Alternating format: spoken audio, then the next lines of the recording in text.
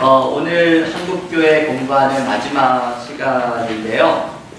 시기적으로는 1960년부터 현재까지, 그런데 이제 21세기의 한국교회 역사는 이미 짧고, 또 역사를 평가하는 데는 원래 시간이 좀 지난 다음이라 한국교회 역사는 보통 20세기까지를 주로 다루게 됩니다. 그래서 오늘도 90년대까지 이야기를 주로 소개를 해드리는데요. 우리가 이번에 교재로 제가 드렸던 이덕주 교수의 책, 이분이 이제 일반 교우들을 위해서 한국교회 역사를 에피소드를 중심으로 참 잘 쓰셨는데, 총 8개의 챕터 중에서 제일 잘 쓰신 챕터 중에 하나가 이 마지막 챕터거든요.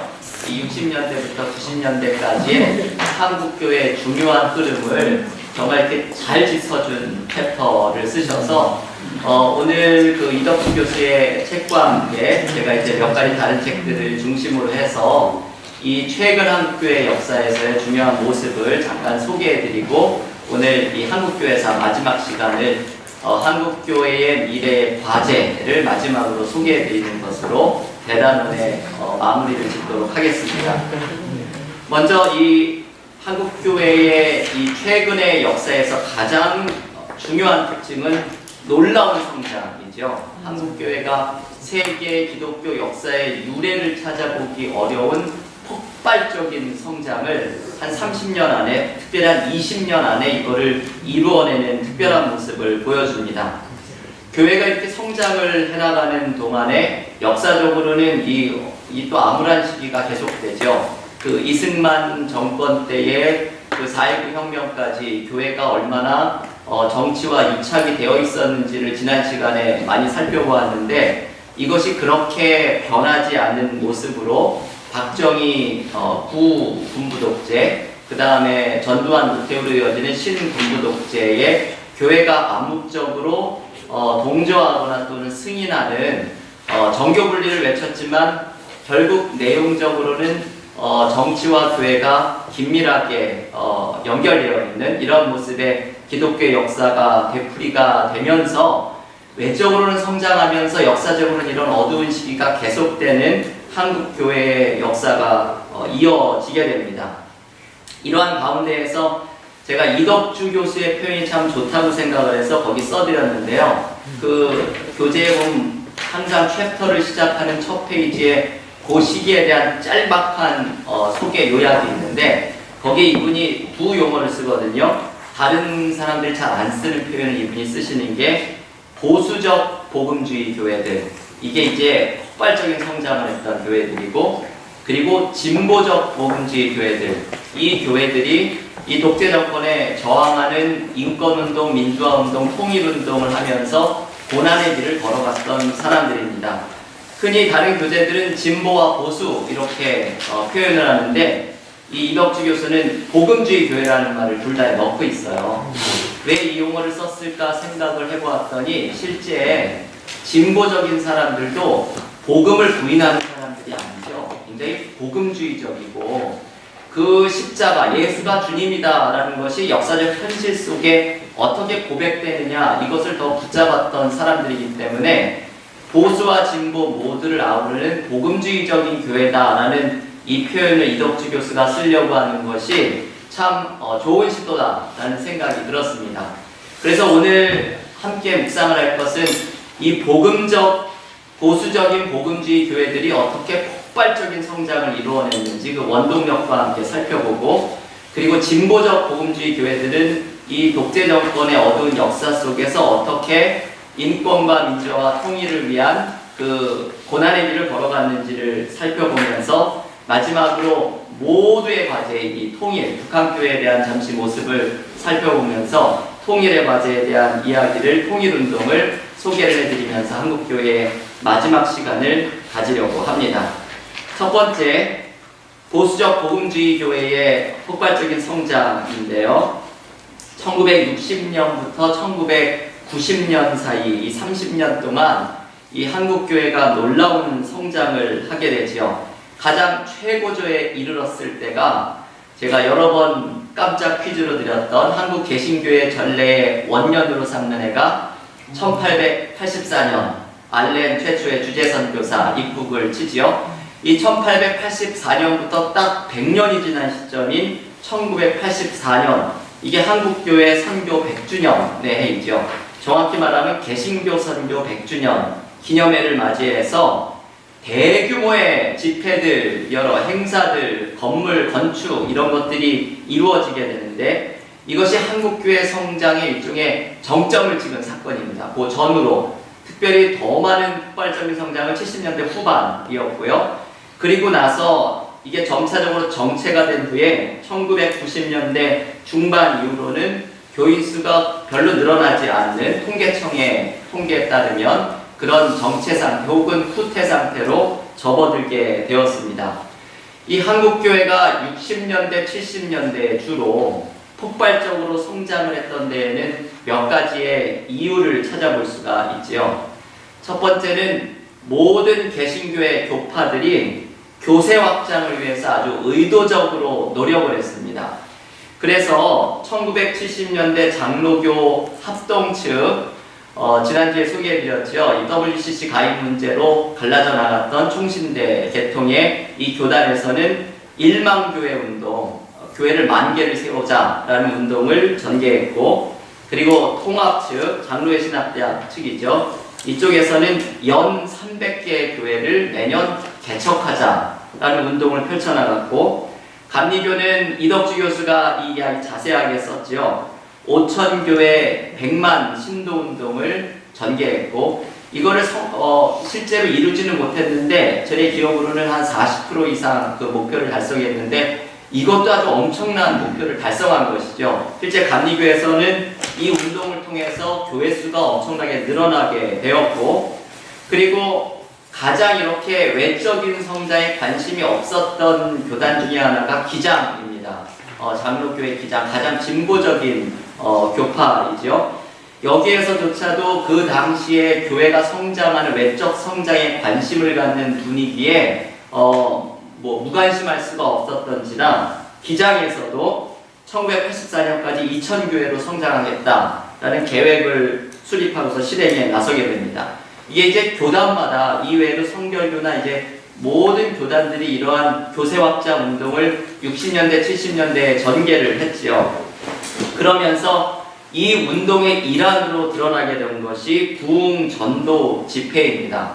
굉장히 아주 엄청난 숫자들이 모인 전도 집회, 대규모 집회들이 일어나고, 주로 장소가 이제 여의도 광장이었죠. 아마 우리 교우들 중에서도 그 여의도 광장에 있었던 특별한 집회들에 가보신 교우들이 아마 있을 겁니다. 저도 어릴 때 막 거기를 차도 안 다니고 하니까 마포를 막 걸어가가지고 여의도에 가서 집회를 하고 그랬던 기억이 저에게도 있거든요. 대표적인 이 부흥 집회가 1973년 빌리 그레암 전도 집회, 이 마지막 날 여의도 광장 집회에는 110만 명이 운집했다고 하고요. 이것도 많은 게 아니라 150만 명 더 많은 사람들이 모인 집회들도 있었죠. 1974년 대학생 선교회, 흔히 이제 CCC라고 알려져 있는 선교단체이죠. 여기에서 주최했던 엑스플로 74. 이 CCC의 총재였던 김중건 목사님, 제가 이제 한국에서 대학부를 다닐 때 한번 수련회 주강사로 김중건 목사님이 오셔가지고 대학생들을 위해, 이제 대학부를 위해 이제 집회를 인도하셨는데, 그분이 설교를 하시면서 이 74 엑스플로 이야기를 하시더라고요. 아주 엄청난 숫자의 사람들이 모일 텐데 밥을 해줬대요. 그래서 그 수많은 사람의 밥을 어떻게 먹일까? 그래서 밥솥을 보완해가지고는 그 엄청난 사람을 먹을 수 있는 밥솥을 만들어내고 막 이런 이야기들을 이제 제가 있었던 대학부의 집회에 와서 다른 얘기를 하시면서 이제 그런 이야기를 해주시는데 아주 생생하게 들었던 그런 기억이 있습니다. 그리고 방금 말씀드렸던 1984년에 있었던 한국선교 100주년 기념 집회, 제 기억으로는 제가 이 집회에 참석을 했던 것 같은 기억이 있습니다. 그 수많은 사람들 속에 여의도에 있었던 기억이 나는데요. 이제 이러한 그 대규모 부흥 전도 집회는 교세 확장 운동의 일환으로 교단마다 이것을, 그리고 연합으로 이것을 실시했던 집회들이고, 여기에는 또 하나의 배경이 있죠. 이런 대규모 부흥 집회는 당시에 군사 독재, 산업화 과정에서 그 사람들이 가지고 있었던 정치 사회적인 불만을 이렇게 영적인 면으로 어딘가에 탈출구가 있어야 되잖아요. 사람들의 그 불만이 어딘가로 해소되고 탈출되어야 되는데 이것이 이제 기독교의 대규모 부흥 전도 집회를 통해서 표출이 되고 해소가 되었던 것이죠. 여러분 조금만 생각을 해보시면 150만 명이 여의도에 모이는 집회가 정부의 대대적인 지원이 없으면 불가능한 일입니다. 정부에서 어떻게 이렇게 기독교의 대대적인 지원과 150만 명이 야외에서 모이고 자기도 하고 밥도 먹는 이 엄청난 집회를 협조하고 도와줄 수가 있었을까? 아마도 당시에 가지고 있었던 한국교회와 그 군사 독재정부와의 긴밀한 관계에 대한 것을 반증해주는 모습이기도 하면서 동시에 정권의 차원에서도 이렇게 뭔가 사람들에게 차여있는 것들이 이렇게 표출되고 해소가 되는 것이 자기들에게 도움이 되겠다는 생각을 했던 것이 분명하겠지요. 이 그 교세 확장 노력과 대규모 부흥전도 집회가 이 당시에 한국교회가 폭발적으로 성장할 수 있었던 첫 번째 원인이고요. 두 번째는 이 시기에 자주 신학교에서 가르쳐주고 또 목사님들이 목회적인 하나의 그 방법으로 붙잡았던 교회 성장론, 이게 또 큰 영향을 끼쳤죠. 풀러 티어로지컬 세미너리에서 가르치는 피터 와그너라고 하는 사람, 이분의 교회 성장학, 원래는 선교학의 일부분이었는데 이거를 독립시켜가지고 이분이 교회 성장학을 발전시키면서 많은 교회와 목사님들이 풀러에 가서 교회 성장학을 배워오기도 하고, 한국에 제일 많이 초청받은 미국 신학자 중에 아마 피터 와그너일 겁니다. 그래서 사람들에게 이 어떻게 교회를 성장시키는가에 대한 이제 강의와 한국교회에 큰 영향을 미쳤는데요.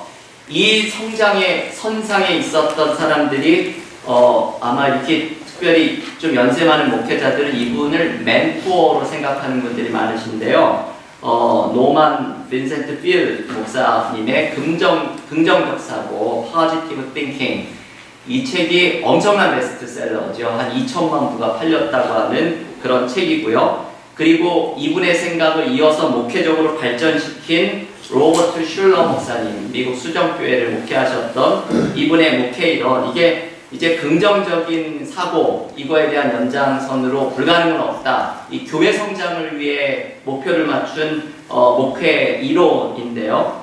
이제 이러한 교회 성장학, 이러한 긍정적 사고, 이런 목회에 대한 분위기가 강조하는 것은 결국은 교회는 전도하면서 외적으로 성장하는 교회를 이루는 게 목표로 삼으면서 이런 것을 위해서 설교가 사람들에게 이 파지티브 띵킹을 불러일으키고 희망을 주는 좀 부담 없이 듣는 그런 설교를 강조하는 목회 이론이 바로 이 교회 성장학 이 분위기에서 나왔던 강조했던 모습들이죠.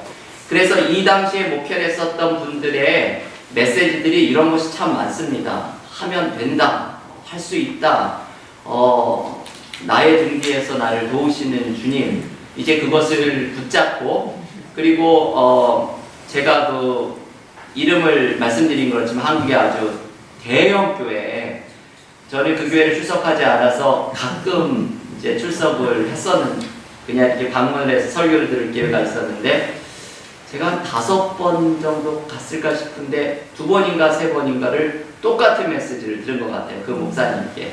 그 메시지 이거였죠. 말을 뭐 부정적인 말 안 된다 이런 말 하지 말고 긍정적인 말 하면 된다. 이제 이런 긍정적인 말을 하면 생각이 바뀌고 실제 삶도 그렇게 성공이 드러나게 된다. 이제 요 메시지를 제가 그 교회 방문했을 때에 한 2-3번이 똑같은 메시지를 들었던 게 아마도 그 교회는 지금 생각을 해보면 그게 아주 주된 중요한 목회적인 메시지 중에 하나였던 것이 분명하죠. 이게 정확히 지금 그 Positive Thinking 이 계열의 이제 교회 성장학 이 메시지의 당시의 시대 상황을 반영하고 있는 모습이죠. 이게 당시에 독재 정권이 있었지만 60년대, 70년대, 80년대 한국의 경제는 또 성장을 거듭하고 있었던 시기였잖아요. 그 경제 개발의 분위기와도 이게 맞물려 있고 교회 성장이 이게 시대적인 분위기이죠. 이런 걸 우리가 시대정신이라고 하잖아요. 시대정신이 교회 성장학하고도 이게 묘하게 맞물려 있고, 그러면서 한국교회 안에는 축복에 대한 메시지를 강조하는 기복신앙의 모습이 더욱더 강화가 되는 모습으로 드러나게 됩니다. 그래서 어떻게 보면 이게 그 한국교회 성장의 축복이면서 동시에 어두운 모습이라고 동시에 말할 수가 있는 내용이죠. 교회 밖에서는 어떤 운동이 펼쳐졌나 하면 파라철치 운동인데요. 이 파라라는 건 이게 이렇게 옆에 이런 의미잖아요. 그래서 교회와 함께하는 운동, 이게 파라철치 운동인데요. 이 대표적인 것이 학원 선교단이죠. CCC나 내비게이토나 조이 선교회, 예수전도단. 아마 이 70년대, 80년대, 90년대 대학을 다닌 사람들은 적어도 캠퍼스에서 학원 선교단체 전도를 받아보지 않은 사람이 없을 겁니다.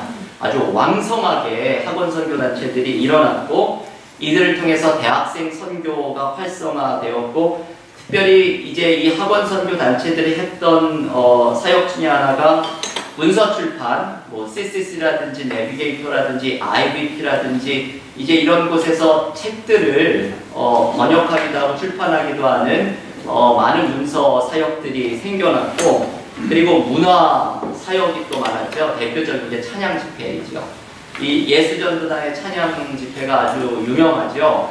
온누리 교회에서 시작했던 1987년부터 시작됐던 그 모교 찬양 집회라는 것은 한국교회 목회를 바꿔놓은 사건이 되었습니다. 이제 이 온누리 교회 1987년에 시작된 모교 찬양 집회, 그리고 예수전도단의 찬양, 이제 이런 것들이 그 CCM 혹은 경배와 찬양이 한국교회 보수화 진보를 떠나가지고 전역으로 확산되는 이 운동이 바로 이 파라철치 운동으로부터 기인해서 나타나게 되었던 것이죠. 이제 미주나 유럽의 유학생들을 위해서 코스타 같은 집회들이 바로 이제 이러한입니다. 이제 이러한 몇 가지의 성장 동력을 배경으로 해서 한국교회는 60년대, 70년대에 폭발적인 성장을 이루어가게 되는데, 여기에 있었던 몇 가지 평가를 할 수가 있죠. 거기 맨 마지막 문단에 제가 써드렸죠.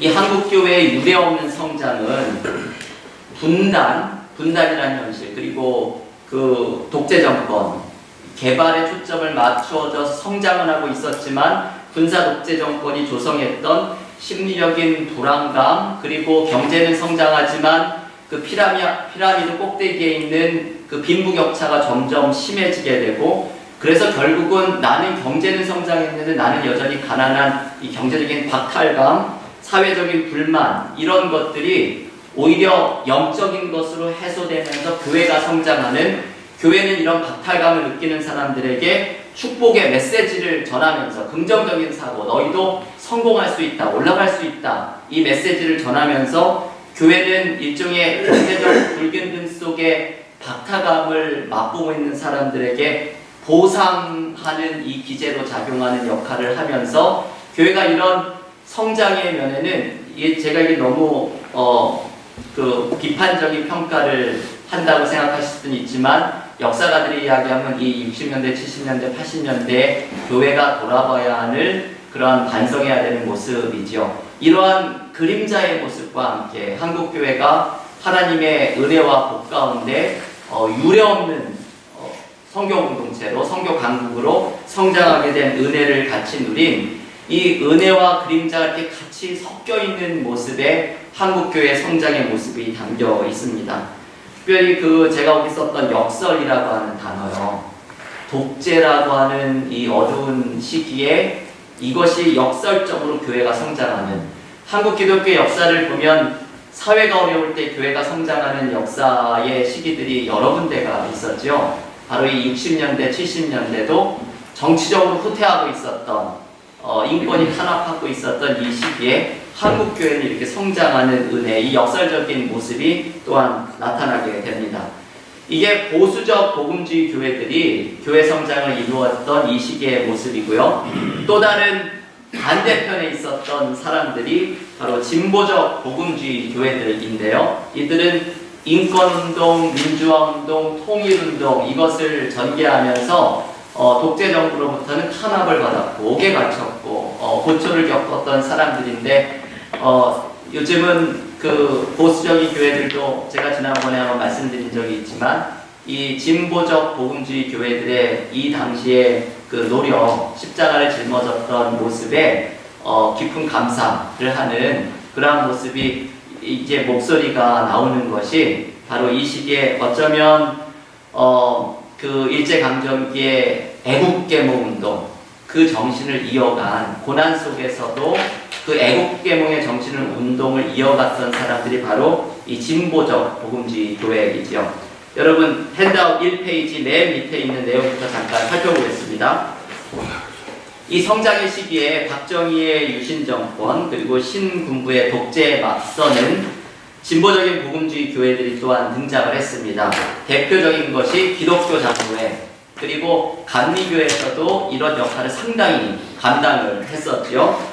박정희의 삼선 개헌, 대통령을 3번까지도 할 수 있는 그 헌법을 개헌하는 일이 1969년에 일어나고 그리고 유신헌법 1972년에 발표된 그 대통령에게 어마어마한 권한이 주어지는 이제 헌법으로 발표가 되었을 때 한국의 대다수의 교회들은 침묵했지요. 그 논의는 이 당시에 가장 논쟁이 되었던 성경 구절이 로마서 13장입니다. 위에 있는 권세에 순종해라. 왜냐하면 하나님께서 그 권세를 주셨기 때문이다.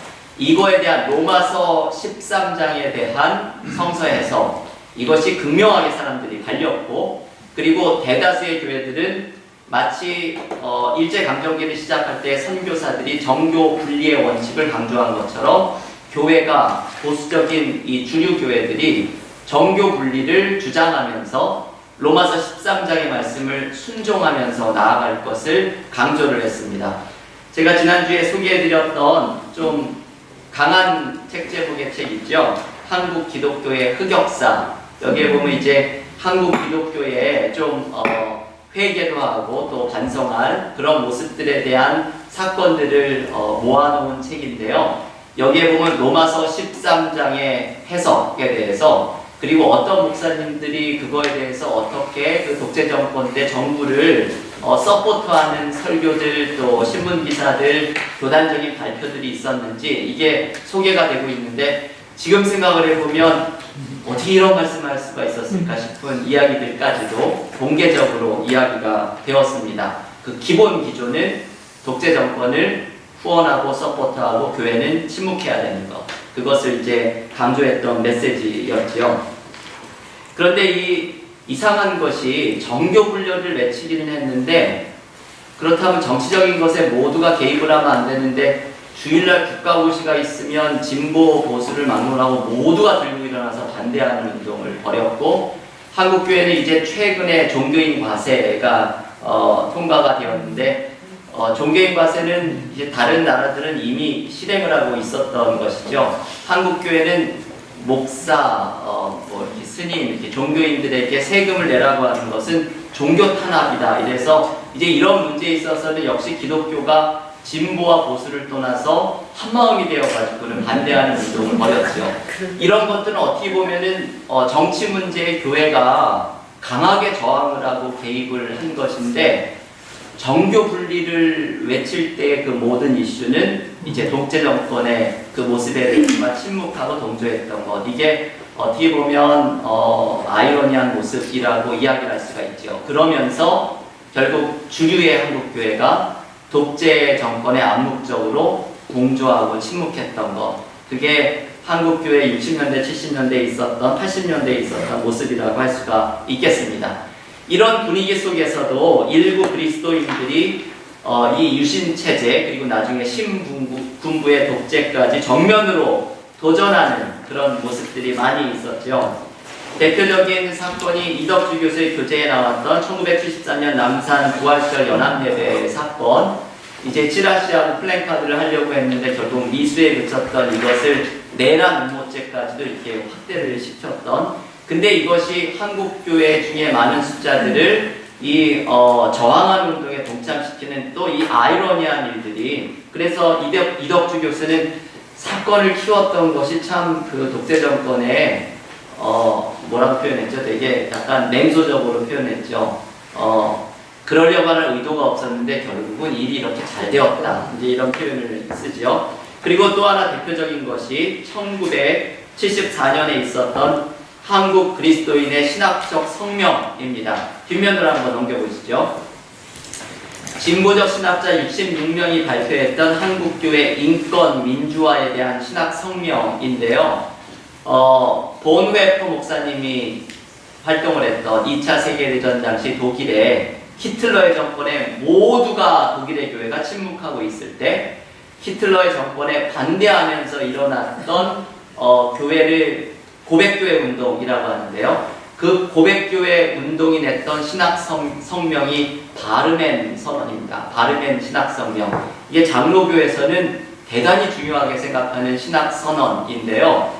지금 이 1974년에 있었던 한국 그리스도인들의 신학적 성명, 독재 정부에 대한 인권과 민주화에 대한 신학 성명을 한 이것이 제2의 바르멘 선언이라고 불려질 정도로 대단히 중요한 의미를 가지고 있는 신학 성명서이지요. 이제 이러한 진보적인 교회의 민주화 운동을 이끌어갔던 단체가 한국 기독교 교회 협의회입니다. KNCC라고 하죠. 이게 이제 진보적인 단체인데 세계교회 협의회 WCC와도 긴밀하게 연결이 되어 있는 단체인데 한국 기독교 교회 협의회에 어떻게 보면 조금 우쪽으로 반대되는 입장의 보수적인 단체를 형성한 대표적인 것이 요즘 한국 기독교 총연합회, 한기총이라고 부르는 것이죠. 이 두 단체가 진보와 보수를 대변하는 한국교회의 두 연합 단체입니다. 그래서 이 한국기독교교회 협의회 KNCC를 중심으로 해서 진보적인 교회 단체들이 이제 독재 정권에 저항하는 인권운동, 민주화운동, 통일운동을 지속적으로 펼쳐나가게 되고 여기에서 수많은 사람들이 어려움들과 고난을 겪게 되었고요. 그리고 1981년에 한국복음주의협의회, 이 사람들은 보수적인 단체들인데 손봉호 교수 등이 중심이 되어서 조직되었던 복음주의자들도 이제 정부에 대해서 약간 온건한 비판 활동에 동참하면서 보수적인 신앙인들도 이제 정권에 대한 정치적인 인식의 변화가 80년대에 생겨나기 시작했다라는 것을 보여줄 수 있는 하나의 상징적인 사건이 한국복음주의협의회의 이 정권에 대한 온건한 비판에 합류하는 모습이 되었던 것이죠. 이게 진보적 복음주의 교회들이 정권에 저항을 하면서 민주화운동, 통일운동, 인권운동을 펼쳐갔던 모습들을 제가 이렇게 몇 가지만 소개를 해드린 것이고요. 이러한 모습 가운데 함께 병행이 되었던 것이 신학운동입니다. 이 진보 계열에서 나왔던 중요한 신학운동의 두 가지는 하나는 1960년대 토착화 신학이죠. 이 토착화 논쟁이라고 불렀던 주로 감리교의 유동식, 윤성범, 변설한 교수와 같은 분들이 한국의 전통 문화와 종교를 가지고 기독교를 새롭게 이해하려고 하는 노력, 특별히 변산한 교수 같은 분은 불교의 한국의 이 불교라는 시각을 가지고 기독교와 대화를 하려고 하는 노력들을 하다 보니까 한국교회 보수적인 분들은 화들짝 놀라면서 아니 어떻게 교회 신학에 대한 이야기를 불교와 같이 접목을 시키는 대화를 추진하느냐, 이 종교다원주의 아니냐 하면서 이 변산한 교수가 중징계를 받게 되는 상황까지 이어지는 이 60년대 토착화 신학이 진보적인 교회 신학 서클에서 나왔던 이 신학의 모습 중에 하나였고요. 또 하나는 기장을 중심으로 해서 드러났던 1970년대 민중신학이죠. 안병무, 서남동, 현영학 교수와 같은 분들이 민중을 역사와 신학과 선교의 주체로 보는, 당시에 이제 탄압되고 어려움을 겪고 있는 약자를 대표하는 노동자, 이런 민중계층을 대변하는 신학을 발전을 시키면서 당시 남미에서 활발하게 진행되고 있었던 해방신학의 면모와 연결이 되면서 이 한국적인 신학으로 세계의 신학계가 주목을 했던 신학이 바로 이 민중신학이라고 하는 책입니다. 신학입니다. 그래서 저도 그 신학을 공부했던 학교가 말은 이제 중용과 통합을 강조하는 신학교이지만 아무래도 좀 보수적인 성향이 있었던 신학교인지라 한국에서 신학을 할 때는 민중신학을 접할 기회가 없었는데 기장 아니면 잘 이해를 안 했죠. 근데 미국으로 와서 이제 유학을 하면서는 여기 미국에 있는 신학자들이 한국교회의 신학을 이야기하면 제일 먼저 얘기하는 게 민중신학인 거예요. 그래서 미국의 신학자들도 학생들에게, 한국 학생들에게 한국적인 신학을 할 것을 도전하고 권하면서 동일하든 동의하지 않던 민중신학에 대해서 읽어볼 것을 권하면서 이게 민중신학이 영어로도 출판이 되고 번역되고 또 영문으로 쓴 논문들도 많이 있다는 것을 미국에 와서 발견을 하게 되었습니다. 이게 70년대에 일어났던 독재 정부에 저항을 했던 민주화 인권운동의 맥락에서 일어났던 한국교회의 아주 독특한 신학운동이었던 것이죠. 이제 이러한 신학적인 모습들이 진보적 복음주의 교회들이 독재 정권에 저항했던 이 시기에 펼쳐나갔던 모습 가운데 하나인 것이죠. 이제 이러한 모습과 함께 이 시기에 중요하게 살펴봐야 할 것이 통일운동인데요. 마지막 세 번째로 이 이야기를 좀 잠깐 소개를 해드리려고 합니다. 북한교회 이야기를 제대로 해드린 적이 없는데요. 이 북한교회에 대해서는 사실 많은 연구가 되어 있지 않지요. 북한 교회에 대해서 관심이 있으신 분은 한국기독교역사연구소에서 펴낸 북한 교회사라고 하는 책이 있는데요. 거기에 보면 조금 더 북한의 교회에 대해서 알 수 있는 모습이 있습니다. 제가 간단한 스케치를 거기 6.25 전쟁 이후에 북한 교회의 모습을 간단히 써드렸는데요.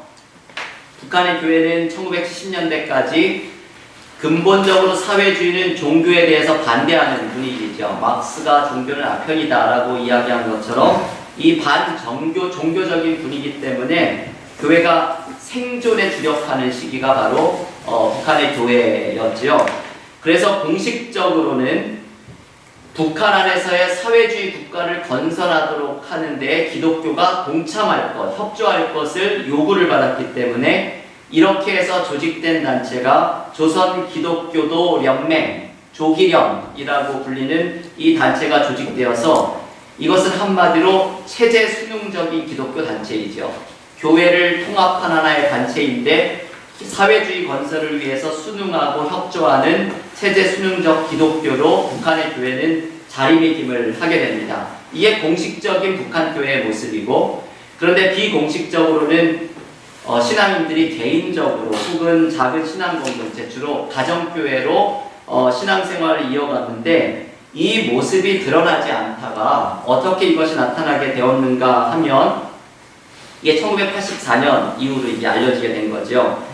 1960년대 후반부터 북한도 일종의 풀어주는 사업으로 어쩌면 남한의 독재정권이 대규모 부흥전도 집회로 뭔가 영적으로 해소할 수 있는 길을 열어주었던 것처럼 북한 또한 이러한 사업의 일환으로 가정예배를 허락을 하였는데 1984년 여러분 핸드아웃의 북한에 대한 부분의 마지막 부분에 보면 도잔협의소, 이게 남북한이 대화가 시작됐던 아주 중요한 회의 중에 하나가 일본의 도잔소에서 일어났던 회의인데 이게 1984년이지요.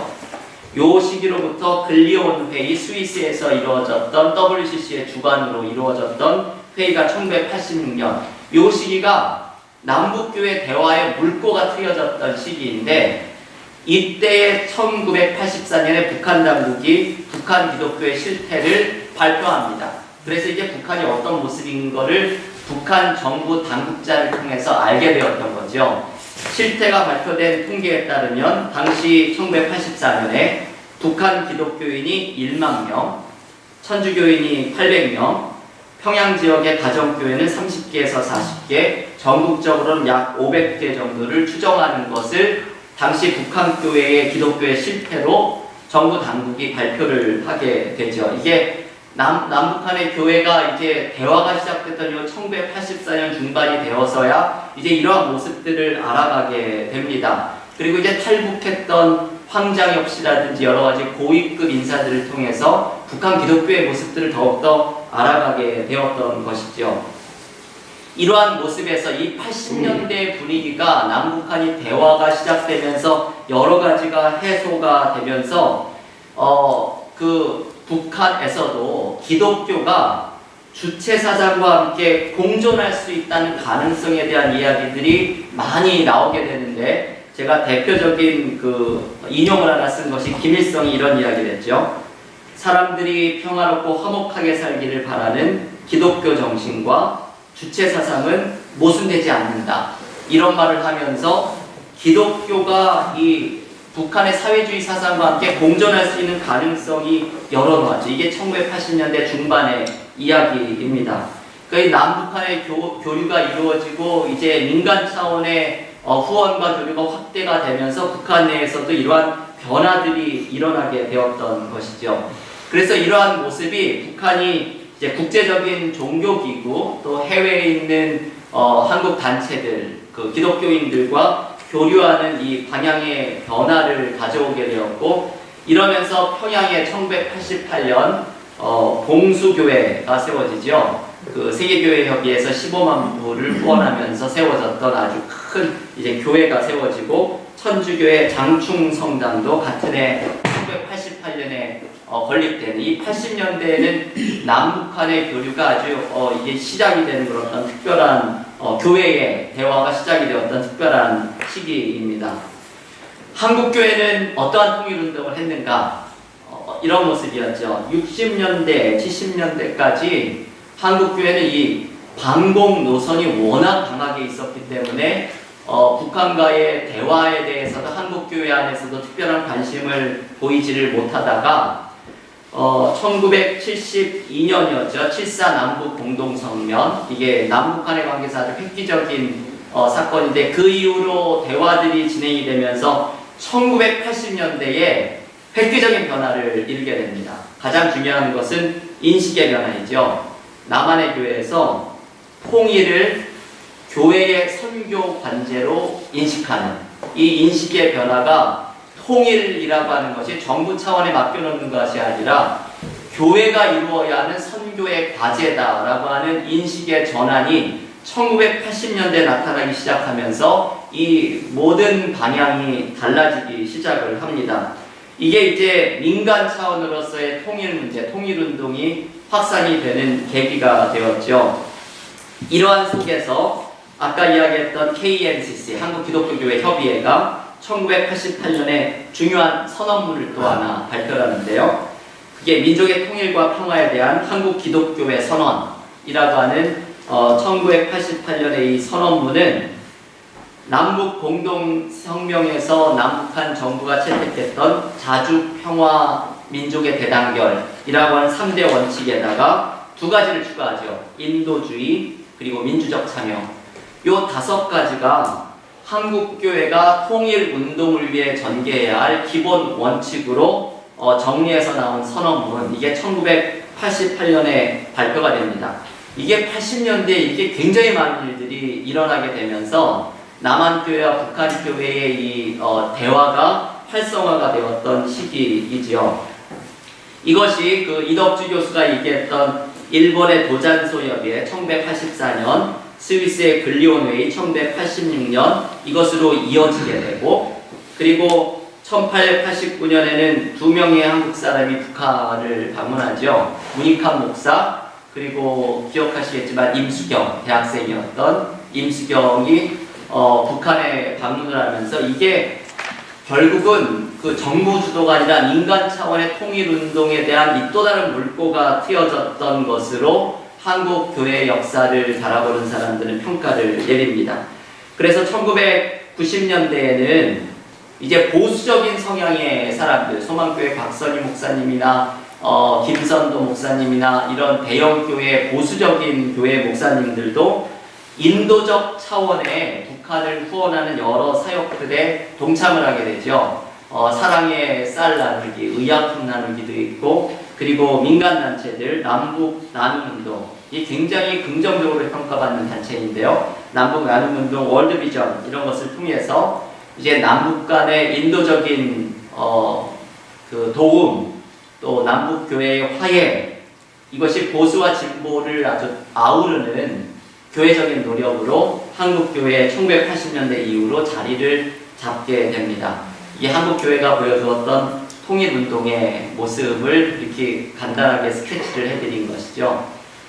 1960년대부터 가장 최근까지 한국교회의 모습은 발목할 만한 성장과 함께 인권운동, 민주화운동으로 진보적인 교회들의 모습, 그들의 신학적인 노력들, 그 속에서 통일운동이 정부 차원만이 아니라 교회 안에서 민간 차원에서 주도되어 왔던 이 모습들이 이 한국교회가 이 당시의 시기의 역사적인 특징을 정리할 수 있는 모습이겠고요. 이제 이러한 마지막 오늘 한국교회 역사의 부분을 가지고 오늘 한국교회사의 공부를 마치는 시간에 몇 가지 과제를 좀 생각을 해보려고 합니다. 여러분, 우리가 그 첫 시간에 했던 것부터 한국교회 역사가 좀 이렇게 흐름이 잡히시는지 모르겠어요. 제일 처음 시작됐던 게 만주, 봉천, 고령 같은데 의주상인 이응찬 같은 사람을 로스가 만나면서 그러면서 이들에게 복음을 전하려고 한글 성경이 번역되는 것으로부터 개신교의 선교의 역사가 시작이 되어서 1884년 알렌과 그 다음에 아펜젤라 원도가 입국을 하면서 교육과 의료 사업을 중심으로 이제 조선 안에, 당시 조선이었죠. 그 안에 개신교가 들어오기 시작을 하고, 그리고 이제 이 선교사들의 노력으로 일제 강점기를 지나서 한국교회가 성장을 해나가는 시기를 가지면서 6.25 전쟁을 거쳐서 오늘 우리가 근대 한국교회 역사를 배운 것처럼 폭발적인 성장과 민주화 운동이 병행되었던 이 분단의 독재 정권의 시기를 살아갔던 한국교회로까지 이어지게 됩니다.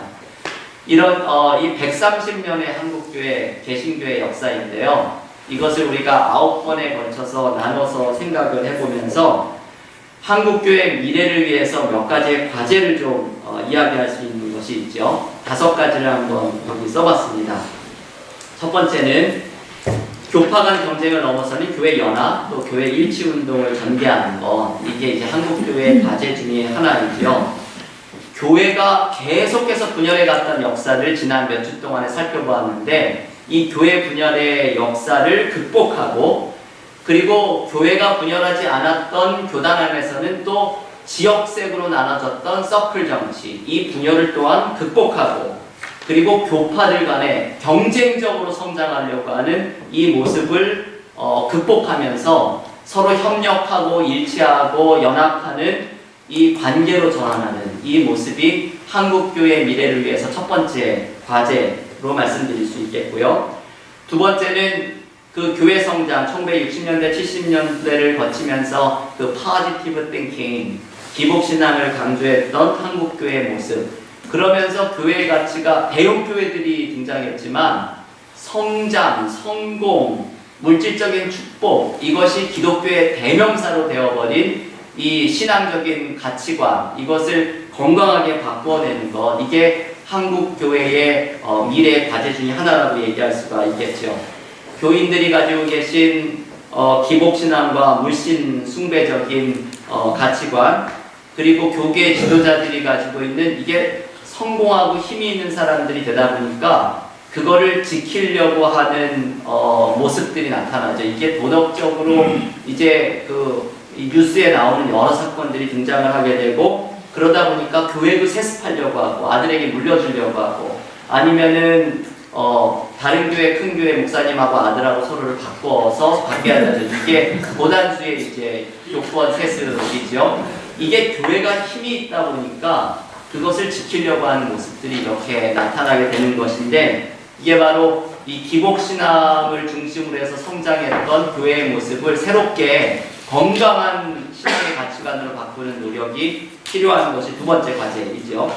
세 번째, 기독교는 서구 신학에 너무 의존되어 있죠. 시작부터 선교사들이 와서 신학을 가르쳤고 주로 이제 보수적인 근본주의 신학을 많이 가르쳤고 그러다 보니까 한국 교회 안에는 서구 중심적인 신학과 신앙관이 자연스럽게 형성이 되어 있고 주로 미국의 신학이 이제 자리를 잡고 있는데 그 진보 개념에서 펼쳐갔던 신학운동, 토착화운동, 한국적인 이 전통과 철학과 종교를 가지고 어떻게 기독교를 보다 폭넓게 한국인의 심성으로 이해되는 기독교적인 신앙과 신학을 발전시킬 수 있을 것인가 라는 이분들의 정신은 사실 굉장히 고귀한 것이죠. 아주 창조적인 신학을 하려고 했던 노력이죠.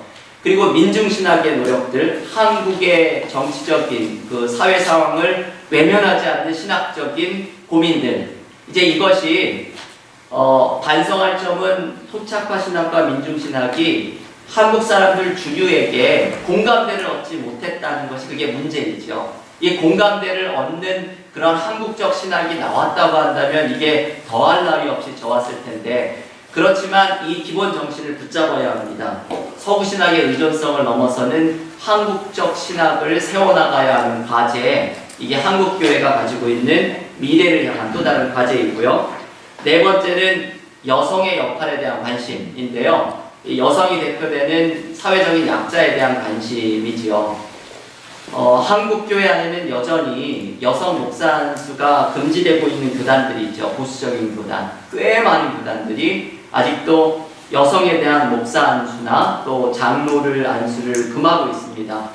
그러고 보면 그런 보수적인 교단의 여성 신학생들이 굉장히 많이 입학을 하는데 그 학생들은 이런 메시지를 학교에서 주는 거죠. 당신은 목사 안수를 받지 못할 건데 신학을 해서 교회를 봉사하거나 아니면 전도사로 평생 섬겨라. 이 메시지를 말을 하진 않지만 이 메시지를 주면서 여학생들을 신학생으로 받고 있는 것이죠. 그런데 이게 참 그 근거가 성경에서 이야기하는 지난번에도 말씀드렸죠. 여성은 잠잠하라 바울이 이야기하는데 어떻게 목사가 돼서 설교를 하려고 그러느냐 이런 이제 논리를 이야기를 하는 것인데 한국 좀 보수적인 교회가 가지고 있는 신학적인 보수성을 조금 넓혀가면서 사회적인 약자에 대한 관심, 특별히 여성의 역할에 대한 강조를 한국 교회가 더 노력해야 되는 모습 중에 하나이죠. 여러분, 개신교가 조선 땅에 전파되었을 때 가장 인상적인 것 중에 하나가 여성들이 이름을 갖게 되었고 그리고 가정에 갇혀 있었던 그 억압으로부터 이제 벗어나게 되었던 어떻게 보면 남녀 평등의 이 획기적인 근대 사회의 정신이 기독교를 통해서 선교사를 통해서 들어왔던 것인데 한국 교회 안에는 이 정신이 계속 살아나고 있지는 못한 모습을 기억할 필요가 있습니다. 마지막 네 번째는 한국 교회의 미래의 최대의 과제, 단 하나의 과제만을 꼽으라고 한다면 이것이죠. 통일, 분단의 비극을 극복하고 통일을 이루는 것. 이게 한국교회의 중요한 과제인데 분단을 극복한다는 것은 단순히 38선을 없애는 것을 넘어서서 이제 그 수십 년의 세월 동안 고착화되어 버린 남북의 문화, 정신적인 이질감, 이것을 한국교회가 어떻게 영적으로 회복하고 이 그 분단 상황의 이질감을 극복할 수 있을 것인가. 이게 한국교회가 가지고 있는 대단히 중요한 과제이죠. 이 정신적인 영적인 이질감을 도대체 누가 극복을 할 수 있겠습니까? 정부의 정책으로 극복되는데 한계가 있는 것이죠. 이 한국교회가 이 영적인 문화적인 정신적인 이질감을 극복하는데 이 한국교회 선교의 중요한 목표로 삼고 분단을 극복하는 문제, 이것을 기도하고 노력을 해야 하고 그리고 통일을 위한 노력, 그리고 통일이 되었을 때의 사역에 대한 준비, 이런 것들이 한국교회가 앞으로의 미래를 위해서 당면한 가장 중요한 과제가 바로 이 통일과 분단 극복의 문제라고 이야기할 수가 있겠습니다.